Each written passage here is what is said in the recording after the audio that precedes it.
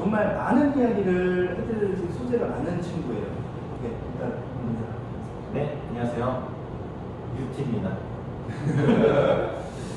EBS 자료화면 띄었어. 융합교육으로 창의적인 인재를 키우고 있는 한 학교에 다녀왔습니다. 이동현 기자입니다. 물리 수업이 한창인 고등학교 교실. 선생님이 진동의 마디점이 고정된 정상파의 원리를 설명하고 있습니다.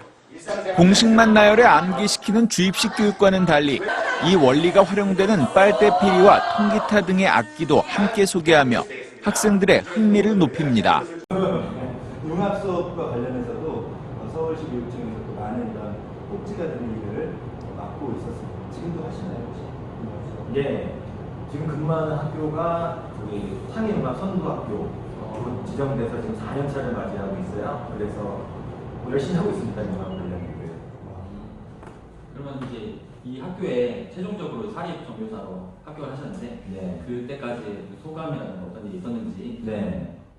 뭐 일단은 대학을 졸업하고 운 좋게도 국립임용시험에 이제 1차에 합격을 했어가지고 이제 최종만을 남겨두고 있었는데 그때 이제 안타깝게 탈락을 하게 됐죠. 그러니까 제가 2명 뽑는 지역에 응시를 했었는데 3등 한 거예요. 그래서 이제 그때 이제 생각하기를 나는 이제 어느 정도 수준에 올라왔다. 이제는 좀 일을 하면서 돈을 벌면서 또 다시 임용을 응시하면 내년쯤이면 되지 않을까. 이런 생각을 하기도 했었고, 또 이제 노량진이나 이제 독서실에서 이제 공부하는 어떤 생활에 지친 것도 있었고, 이런 게 맞물려가지고 이제 기간제 교사 생활을 시작하게 됐었습니다. 그래서 처음 구한 기간제 교사 자리가 여기입니다. 네네네. 그거는 여기서 생활하시다가 이제 되신 케이스. 그렇진 않아요. 여기뿐만 아니고 다른 학교도 또 기간제 교사 생활을 하다가 좀 먼 날 돌고 돌아서 다시 이제 된 건데 일단 뭐 그래서 그 자신감을 가지고 기간제 교사 생활을 처음 이제 시작을 했었는데 뭐 대충 하는 건 안 되는 성격이다 보니까 이제 학교 처음에 사회생활이기도 하고 굉장히 열심히 이제 일을 했죠. 뭐 수업 준비도 열심히 하고 다른 선생님들 지시하는 일도 열심히 하고 이제 그러다 보니까 초창기에는 학교 퇴근하고 집에 와서 저녁을 딱 먹으면 한 7시에 잠이 들어버렸어요. 에너지를 학교에 다 쏟아버리니까. 그렇게 하루 이틀, 한 달, 2달 하다 보니까 1년이 지나서 맨날 잠만 잔 거예요. 네, 그래서 임용 공부한 거 다 잊어버리고. 네. 지금 이런 내용들이 정말 지금 시청해주시는 여러분들한테 도움이 될 수 있다는 게 저희한테 개인적으로 메시지가 많이 옵니다. 선생님들은 뭐 기간제 교사를 하시다가 정교사가 되셨나요? 아니면 뭐 공부만 하셔서 바로 사립 정교사에 응시하셔서 되셨나요? 물어보시는데 이렇게 지금 UT같이 처음에 임용시험도 준비하다가 공부를 한 상태에서 다시 또 사립 기간제를 일을 하면서 병행을 하고 또 다른 학교에서 근무하다가 지금 다시 예전에 처음 기간제를 하던 데서 근무하는 이런 되게 좀 과정들이 있잖아요. 근데 그런 과정들은 이제 수험생 입장에서는 잘 모르는 거예요. 그냥 이렇게 뭐 준비하다 보면 이제 결과로서 나오는 거죠. 예. 그래서 고생을 참 많이 하셨죠. 네. 과정마다. 이제 그 다음부터가 좀 이제 중요한 얘기가 되는데 네. 이제 1년 동안 그렇게 열심히 교사 생활을 하다가 보니까 임용과는 조금 이제 국립임용과는 멀어지게 됨을 제가 느꼈어요. 그래서 이제 나는 어떻게 되는 것인가. 네, 공부를 하는데도 이게 까먹어지는 건가요? 그러니까 공부할 시간이 절대적으로 부족했던 거죠. 왜냐면 이제 처음 사회생활을 하다 보니까 너무 이제 학교 생활에만 몰두하다 보니까 절대적인 시간이 부족해졌었던 거죠. 이제 그래서 노선을 좀 명확하게 해야 되지 않을까라는 고민을 이제 1년이 지난 시점에 이제 하게 됐어요. 계속 국립임용에 도전을 할 것이냐, 아니면 다시 이제 사립임용으로 한번 가볼 것이냐. 이분법적으로 국립임용 트랙, 사립임용 트랙으로 나누시지 않으시고 일단은 교사라는 큰 목표의 지향점은 정해져 있고 두 개를 같이 병행을 하신 건가요?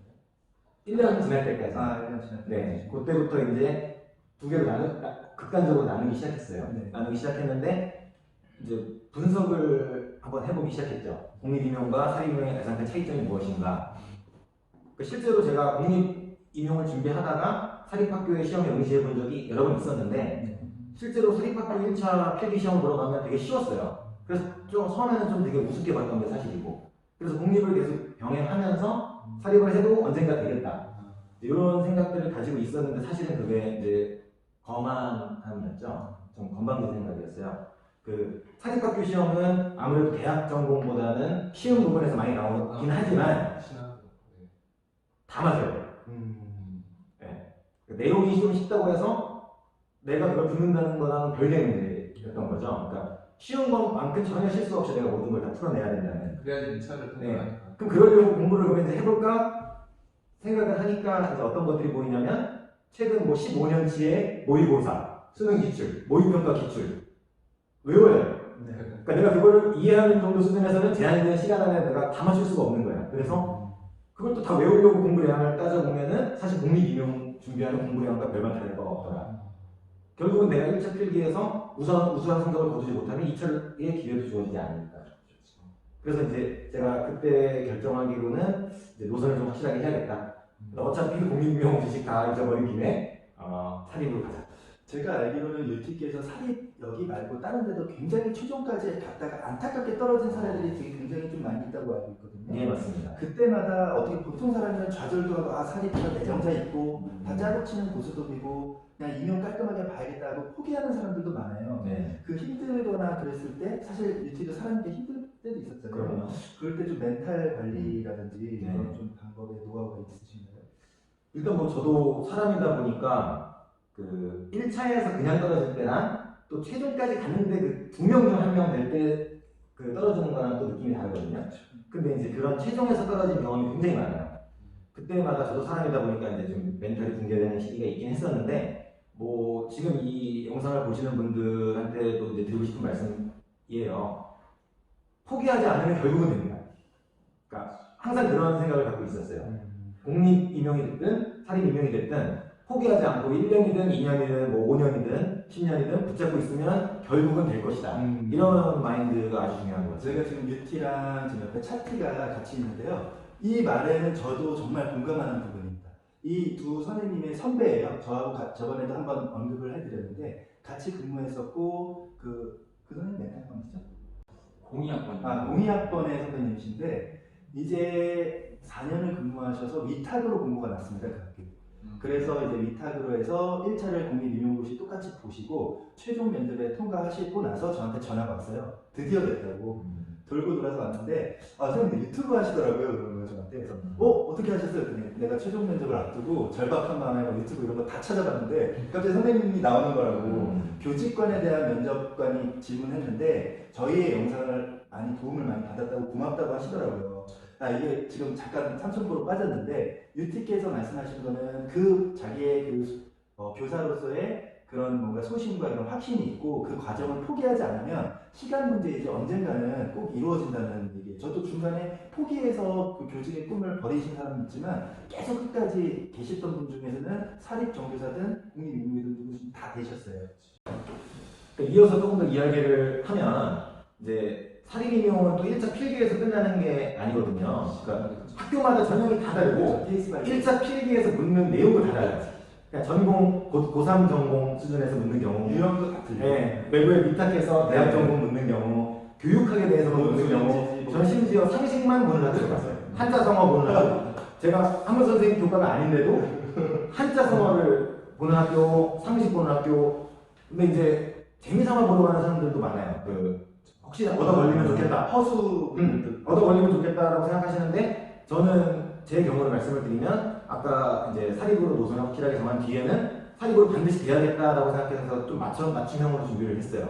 그러니까 당연히 제 전공 과목에 대한 그 15년치, 10년치, 15년치 모의고사 이런 것들은 다 공부가 되어 있는 상태에서 A 학교를 지원했는데 이 학교는 1차를 뭐 상식을 본다. 그럼 상식 시중에 있는 상식 부제를 다 사가지고 공부하고 B 학교는 사자성어를 본다. 그럼 그때부터 사자성어도 공부하고. 근데 요런 그 학교의 케이스 바이 케이스 다 전형이 다 틀린데 네. 요런 정보를 저희끼리는 이제 전기모 카페라고 거기서 네. 이 학교를 검색하면 그 한 전형이 어떤 전형이었고 그런 질문에서 또 답도 얻어주고 그런 정보를 많이 얻었는데 네. 유티께서는 또 그 과학교과라는 특성이 있고 그 교과에 이제 정교사가 되기 위해서 정보를 얻은 또 다른 노트나 이런 것들이 있으신가요? 아무래도 저도 이제 그 카페 정보를 많이 활용했고요. 네. 그 다음에 이제 그러니까 우리가 지금 교육과를 나왔으니까 네. 선배, 후배, 다양한 그 선배들, 친구들이 네. 네트워크 행동을 해서 진짜 다양한 학교에서 공부를 또 하고 있으니까 네. 이제 그분들에게 알게 되는 부분들도 없지 않아 있고 뭐 그래서 네, 카페를 할 때 주로 이용했어요. 저도. 네. 근데 결론은 아무리 그런 네트워킹이나 카페를 이용한다고 하더라도 또 동일한 학교여도 또 다음에 또 전형이 달라지고 이런 경우가 있기 전형이 때문에 바뀌면 또 바뀌어지거든요. 네, 그래서 뭐 결국은 모든 부분에서 준비가 되어 있는 자가 1차를 또 많이 통과하게 된다. 준비된 자에게 네. 기회가 온다는 맞습니다. 말씀이시죠?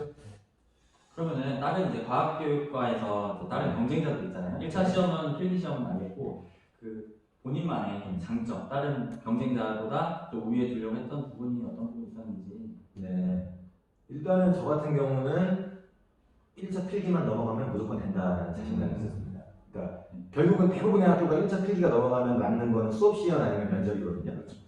저는 일단 수업 시험 같은 경우는 제가 사립학교 정교사 채용에 가서 이제 수업을 하는 경우임에도 불구하고 그 면접으로 관으로 오시는 선생님들이 기립박수를 치는 경우가 몇 번 있었습니다. 그러니까 쉽지 않은 그렇죠. 쉽지 네. 않죠. 평가를 하시는 입장에서 네. 아무리 이 지원자가 너무 잘했어도 그 절제를 하게 되는데 어느 정도 넘어갔기 때문에 그런 비결이 뭔가요? 비결은 몰라요. 제가 수업을 했을 뿐 평가는 그들이 해야 된다는 거죠. 그럼 이제 요새 평가를 들어가지 않습니까? 네. 이강재 교사 면접을 오늘도 보고 오시는 걸로 알고 있는데 네. 그럴 때 이제 어떤 부분에서 이 선생님은 시연을 좀 잘하는 것 같다 이런 좀 느낌이 네. 그러니까 제가 뭐 좀 단계별로 말씀을 드리려고 했는데 오늘을 하시는 입장에서 그렇죠. 요거 잘 들으십시오, 여러분. 이제 저가 준비했던 거를 예시로 말씀을 드릴게요. 그 수업 시험 같은 경우도 학교마다 다 케이스 바이 케이스입니다. 그러니까 짧게는 10분, 좀 길게는 25분까지 보는 학교가 있었고요. 학생을 갖다 놓고 학생을 미리 배치시켜 놓고 평가를 하는 학교, 그 다음에 교사들만 들어오는 평가. 근데 교사들 중에서도 교장, 교감 선생님, 교무부장 선생님, 그러니까 내 과목이랑 전혀 상관없는 책임자들만 들어오는 경우, 그 다음에 내 동교과의 모든 교사가 다 들어오는 경우, 케이스 바이 케이스예요. 경우에마다, 시간대마다 수업 시험 준비가 다 되어 있었습니다. 그러면은 요 유형이면 내가 준비했던 시험 요게 나오는 거고, 네. 요 학생들이 막 있고 네. 이런 유형에서 나오는 게 또 수업이 딱 저장돼 있어서 그때 상황에 따라서 맞습니다. 와, 그 정도까지 준비가 돼 있어야지 자신감 있게 수업 시험 어떤 상황에서도 자기 실력 발휘를 할 수 있다는 그런 말씀이시죠? 예, 맞습니다. 그러면 혼자서 수업 시험이나 이런 게 연습이라든지 뭐 스터디 같은 것도 구성해서 이렇게 하신 적이 있어요? 저는 스터디는 별로 좋아하는 편은 아니라서 네. 제일 중요한 건 좀 이미지 트레이닝인 것 같아요. 저 같은 경우는 방금 이제 말씀드렸던 거랑 이어지는 건데 10분짜리 수업이 만약에 순간적으로 나에게 주어지면 그 10분 안에 내가 최대한 임팩트 있는 모습을 보여야 되잖아요. 네. 그럼 이제 10분 중에서 앞에 1, 2분 동안에는 내가 무엇을 할 것이며 중간에 한 7분 정도는 어떤 말을 할 것이고 뒤에 2분 정도는 이런 식으로 막 이야기하면서 마무리를 해야 되겠다. 이런 어떤 시간대별 계획 다 정해져 있어요. 당일날 시험장에 가서 어떤 단원인지만 나오면 그 단원, 그 주어지는 내용을 내 계획에만 맞춰서 말만 하는 겁니다. 그런 식으로 이제 준비가 됐는데 제가 말을 지금 되게 쉽게 하고 있지만 사실은 그 정도 단계까지 되기 위해서 끝도 없는 이미지 트레이닝. 좀 과장되게 얘기하면 집에서 매일 벽 보고 거울 보고 그 운전하면서도 걸어가면서도 계속 내가 그 수업해야 되는 것들에 대한 것들을 머릿속으로 계속 되뇌이면서 한결 그 수업 시험 평가의 여유를 가질 수 있더라고요. 그러니까 어떤 유형이라고 하나도. 그러니까 정리하자면 그냥 선천적으로 수업 준비를 잘하는 사람이 있는 거가 아니고 이렇게 그 관심을 가지고 어떤 상황에서도 수업과 관련된 생각, 준비 그런 게 있었기 때문에 기립박수까지 받을 정도의 실력이 되신 것 같은데요. 혹시 그 기립박수를 받은 학교가 지금 여기 있나요? 그건 아닙니다. 아, 그래요? 네. 그럼 기립박수 쳤을 때 떨어지셨다고 거예요? 맞습니다. 그리고 이 채널을 보시는 네. 많은 분들이 또 궁금하신 것 중에 하나가 그 사립학교 같은 경우 뭐 내정자가 있는 것이 아니냐. 그렇죠. 누가 봐도 내가 더 잘했는데 왜 저 사람이 또 합격을 하느냐. 네. 이런 문제는 또 약간 연관이 될 수 있는 부분인데 아, 네, 사실 제가 이제 기립박수를 받았던 학교 같은 경우에는 최종 교장 선생님 면접, 이사장님 면접까지 갔죠. 네. 당연히 갔고 2명이 남은 상황에서 합격자 발표를 봤는데 이제 제가 떨어졌고 네. 한 분이 다른 누군가가 됐겠죠. 네, 이제 그분이 그 학교에서 굉장히 오랫동안 이제 근무하셨다. 분이 됐던 거죠. 네. 뭐 떨어진 저의 입장에서는 이제 그런 경우가 이럴 거면 나를 왜 불렀지? 내가 왜 여기까지 와서 정신과 시간 소모를 했지? 이거 내정자인 거 아니야? 네. 뭐 생각을 많이 하긴 했었는데 저도 마찬가지로 현재 전교사가 된 학교의 사립에 오기 전까지 정말 기간제 교사로서 여러 학교도 거쳤고 지금 유티께서 말씀하신 그런 똑같은 상황을 경험했어요. 아 이건 내가 시험도 너무 잘했고 이건 내가 되겠다. 분명히 올라갔습니다. 근데 이제 아 내가 되겠지 끝까지 기도하고 절박한 마음에 결과가 날짜 전에도 전화해서 혹시 발표 나나요? 계속 물어보고 근데 결론적으로 이제 기존에 4년을 계셨던 기간제 선생님이 되셨더라고요. 그건 어떻게 할 수 있냐? 그 학교 홈페이지에 교직원 명단과 학교 발표 그게 보통 뭐 홈페이지에 공개하는 학교도 있고 그냥 유선상 개별로 하는 학교도 있고 이것도 다 케이스 바이 케이스인데요. 보고 나서 그때 저는 한편으로 좀 아쉽고 화가 나기도 했지만 그 4년 동안 그 근무하신 선생님 입장에서 생각해 본다면 4년 동안 계속 평가를 받아오신 거라고 생각을 해요. 네. 그렇기 때문에 거기서는 좀 억울함이나 이런 게 덜했고 아 내가 이 정도 실력까지 왔으니까 차후에 조금 준비했으면 언젠가는 나를 알아주는 학교를 만나게 될 거라는 그런 희망으로 좀 아쉬움을 달랬던 적이 있습니다. 그 당시엔 정말 힘들었고요. 네. 똑같은 경험이에요. 최종까지 가고 이제 떨어지는 경우가 저는 공립에서 4번이나 있었는데 비슷한 것 같아요. 최종까지 갔으니까 너무 아쉬움에 거기서 이제 멘탈이 나가는 수험생도 있지만 반면에 저처럼 최종까지 갔으니까 이거 언젠가 되겠구나 이런 식으로 긍정적인 마인드를 갖는 것이 가장 중요한 것 같고 다 공통적으로 이 4명도 다 네. 최종에서 고배를 받을 수도 있지만 네. 이제 또 궁금한 게 있는데요. 저희가 저번에 구독자 1000명이 넘어서고 앞으로 이렇게 교사들의 정보를 제공하는 유튜브 채널 중에는 그래도 어느 정도 구독자분과 시청자분들한테 인정을 받고 있어서 굉장히 뿌듯한 마음이 큽니다. 그래서 각자가 이제 준비할 컨텐츠를 그때 말씀드렸는데요. 유티께서는 혹시 이게 교사 준비와 관련되는 그래도 샘프렌즈라는 커다란 카테고리가 있는데 이렇게 교직 생활을 하면서 뭐 정보를 제공하고 그런 내용 중에 어떤 콘텐츠나 이런 걸 만들고 싶다는 생각이 있으신가요?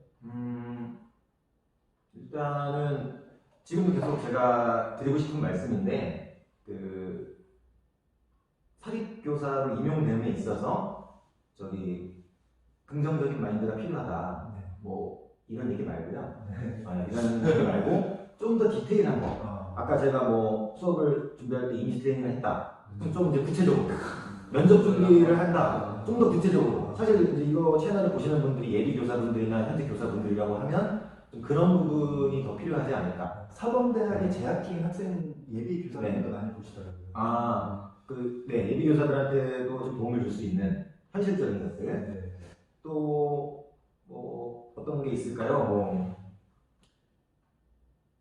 전기모 카페 있잖아요. 네. 그 카페에 보면은 댓글이 굉장히 많이 달리는 어떤 사례나 궁금해하는 것들 네. 이런 것도 많이 올라와요. 그런 거 해줘. 많이 올라와요. 그런 것 중에서 저희가 물론 저희도 알 수 없는 부분이 있지만은 저희가 좀 대답을 해드릴 수 있는 부분들 이런 것들을 하나의 어떤 컨텐츠로 올커니. 네, 그것들은 그 전기모에다가 이제 딱 올리시고 답글 다 비밀 댓글 다 나가요. 다 비밀 댓글. 뭐 결론을 알 수가 없어. 그래서 뭐 그런 경우에 뭐 갑자기 생각이 들었어요. 아까 우리 뭐 내정자 뭐 이런 거 얘기했지만 그런 거에 대해서도 이제 그 궁금해하시는 분들이 굉장히 많거든요. 예.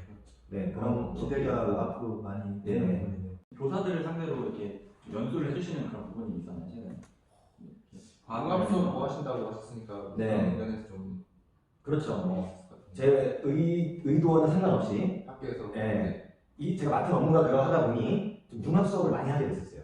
그래서 그 융합 수업을 이용해가지고 제가 거의 초창기 멤버라고 보시면 돼요. 서울시에서 창의융합 이제 선도학교. 근데 그거에 대해서 궁금해하는 선생님들이 되게 많아요. 융합 수업을 어떻게 해야 되는가. 네. 그거에 대한 콘텐츠도 한번. 네. 좋습니다. 네. 제가 그 유티께서 EBS에 이제 출연을 해서 그 방송을 저희가 이제 보게 되었는데요. 과학과실 때 어떻게 음악과 선생님이랑 융합 수업을 하시고 그런 분도 있으셨더라고요. 그렇죠. 이제 세부 콘텐츠 같은 경우는 따로 다음에 말씀을 드릴 수 있겠지만은 융합 수업을 하고자 한다면 제일 중요한 거는 동료 교사 간의 관계다. 관계가 네. 내가 국영수 뭐 체육 음악 다 할 수 있는 게 아니라면 결국 동료 선생님들 간의 원만한 관계가 빅베이스가 되지 않으면 융합 수업은 불가능합니다. 그게 기본인데. 네. 그 유튜브에서는 지금 저도 이제 학부 시절에 워낙 그냥 친한 그냥 친구 사이 그런데 이제 저희가 다 이제 교직에서 자리를 잡고 이렇게 한 상태에서 보니까 이 말씀을 하시는 그런 뭔가 요즘에는 좀 이미지 트레이닝 그리고 이제 뭐 스피킹 강사분들도 계시더라고요. 그런 쪽으로도 굉장히 좀 능력이 있으실 것 같아요. 이게 어떻게 전달하느냐 말을 그렇죠. 같은 말도 틀리거든요. 말의 힘이 예, 말의 힘이 대학 다닐 때 이제 교수님들이 이제 공부를 이제 해주시잖아요. 가르쳐 네네. 주시는데 그런 게 확실히 임용 도움이 되나요? 케이스 바이 케이스입니다. 네, 임용 시험과 꼭 연결이 되게끔 지식을 전수해 주시는 교수님들이 있다 하면 궁금해하실 때 네. 이제 학교 공부를 좀 충실히 해야 되는 건지 네. 노량진으로 가야 되는 건지 그런 고민하는 분들도 계실 것 같아요. 네. 또 상황에 맞춰서 가야 될 것 같아요. 네, 학교의 그리고- 상황에 맞춰서. 일단 뭐 인생은 선택의 연속인 것 같아요. 그러니까 내가 대학교 학점을 어느 정도 좀 챙겨야 되겠다라고 이제 생각을 가지신 분들이 있는가 하면 나는 뭐 사실 대학교 학점 필요가 없다. 그냥 교사만 되면 된다라는 생각을 가지신 분들이 또 있을 거예요. 진짜 교사가 되는 것 자체만이 목적이 된다고 하면은 아무래도 노량진이 낫겠죠. 사립은 아무래도 학점을 안 볼 수가 없겠죠. 안 볼 수 없겠죠.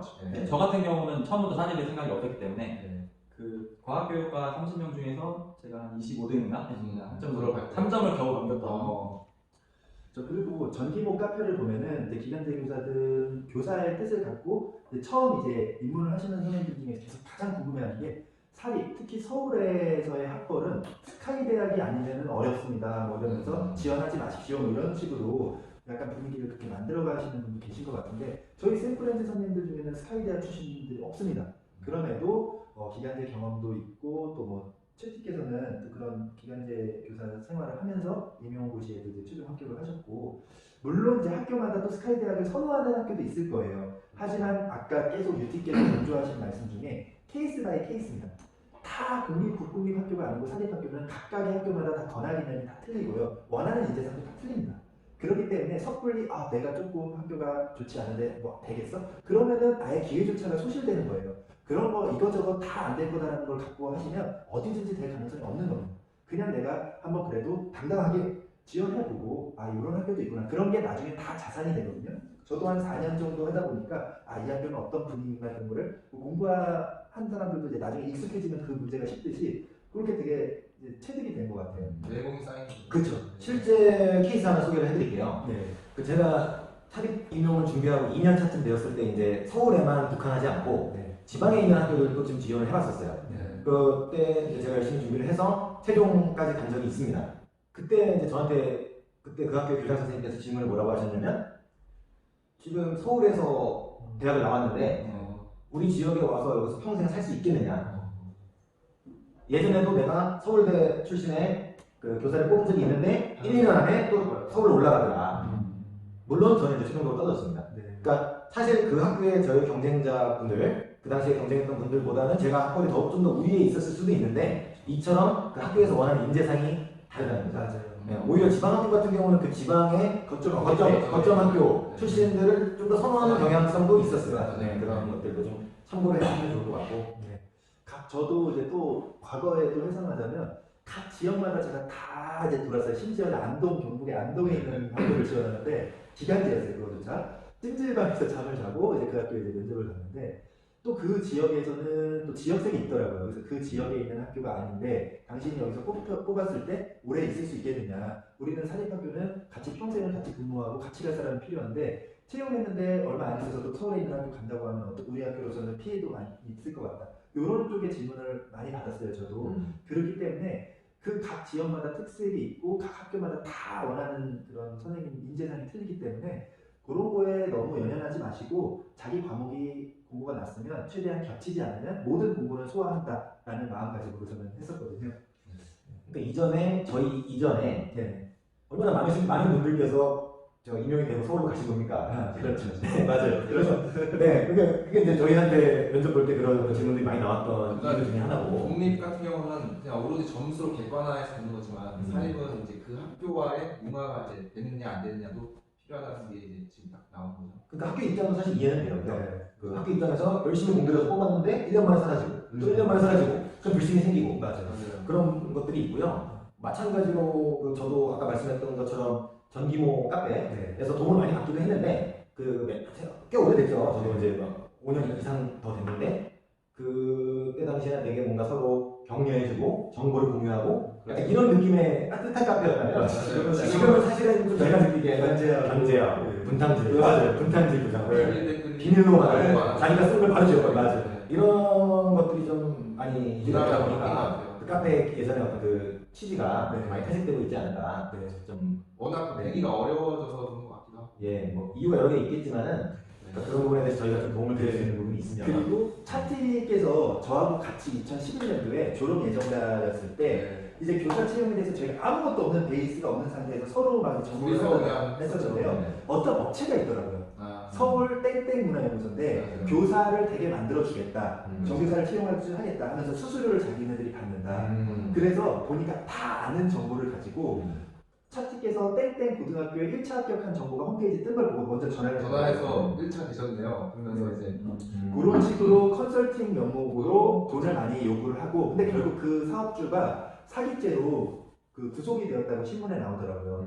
그런 교사가 되고 싶은 간절한 마음을 이용해서 자신의 그런 사리사욕을 채우는 정말 그 유사 업체들도 많은데요. 저희는 그런 거 없이 저희들이 실제로 경험하고 이런 정보들을 많이 나누고 싶은 순수한 목적이에요. 그래서 정기본 카페의 그런 비밀 댓글 그리고 자기가 알고 싶은 정보만 알고 삭제하는 그런 내용들도 저희가 제공하는 그런 컨텐츠를 준비하고 있거든요.